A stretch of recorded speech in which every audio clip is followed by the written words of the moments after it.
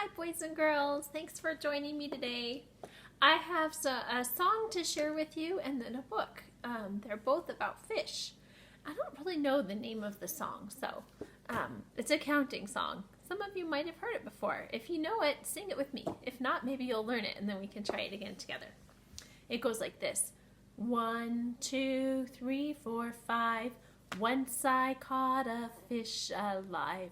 6, 7, 8, 9, 10. Then I let him go again. Why did you let him go? Because he bit my finger so. Which finger did he bite? This little finger on the right. Do it with me this time. 1, 2, 3, 4, 5. Once I caught a fish alive. 6, 7, 8, 9, 10. Then I let him go again. Why did you let him go?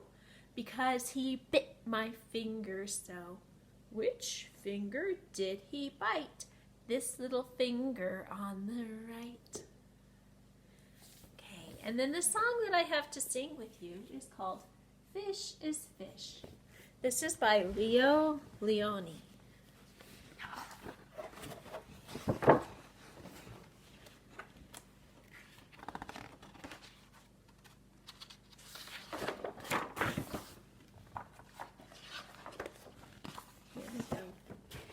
At the edge of the woods, there was a pond, and there a minnow and a tadpole swam among the weeds. They were inseparable friends.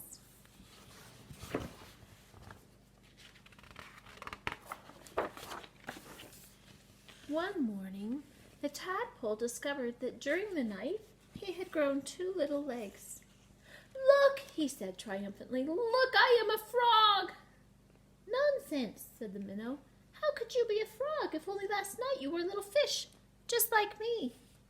They argued and argued until finally the tadpole said, "Frogs are frogs and fish is fish, and that's that."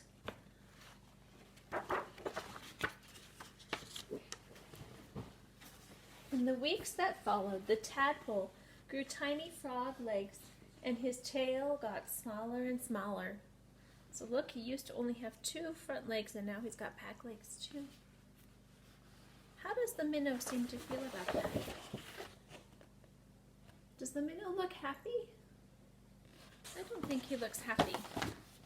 Maybe angry or confused?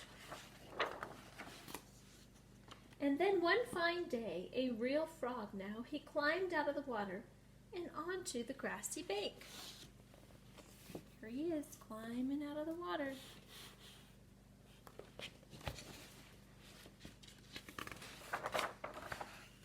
The minnow, too, had grown and had become a full-fledged fish.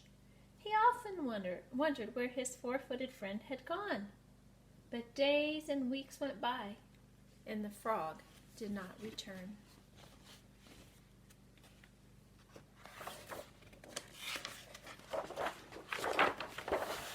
Then one day, with a happy splash that shook the weeds, and frog jumped into the pond.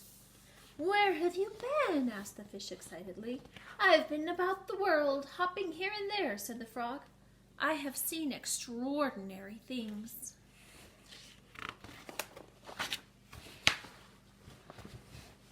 "Like what?"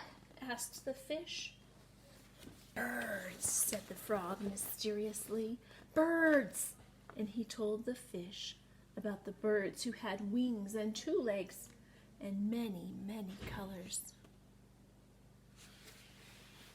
As the frog talked, his friend saw the birds fly through his mind like large feathered fish. "What else?" asked the fish impatiently.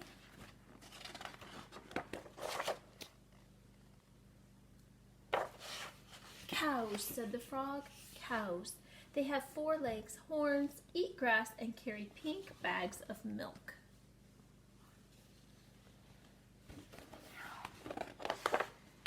"And people," said the frog. "Men, women, children." And he talked and talked until it was dark in the pond. But the picture in the fish's mind was full of lights and colors and marvelous things, and he couldn't sleep. Ah, if only he could go and jump about like his friend and see that wonderful world.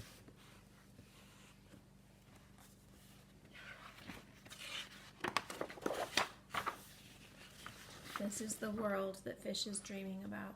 Look, everything looks like fish because he doesn't know any different. If all he's ever seen is fish, it would be hard to imagine what birds really look like, or cows really look like, or people really look like.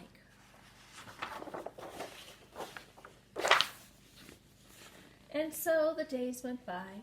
The frog had gone, and the fish just lay there dreaming about birds in flight, grazing cows, and those strange animals all dressed up that his friend called people. One day he finally decided that come what may, he too must see them. And so with a mighty whack of the tail, he jumped clear out of the water onto the bank. Look, he's jumping out of the pond. What happens to a fish that jumps out of the water? He landed in the dry, warm grass, and there he lay, gasping for air, unable to breathe or to move. Help! He groaned feebly.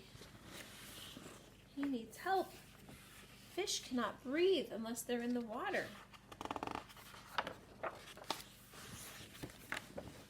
Luckily, the frog, who had been hunting butterflies nearby, saw him, and with all his strength he pushed him back into the pond.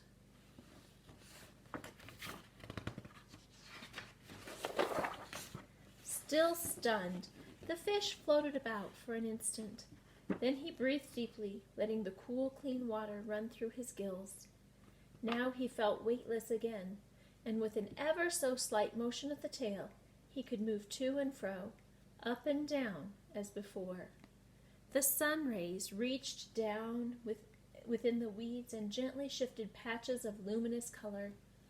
This world was surely the most beautiful of all worlds.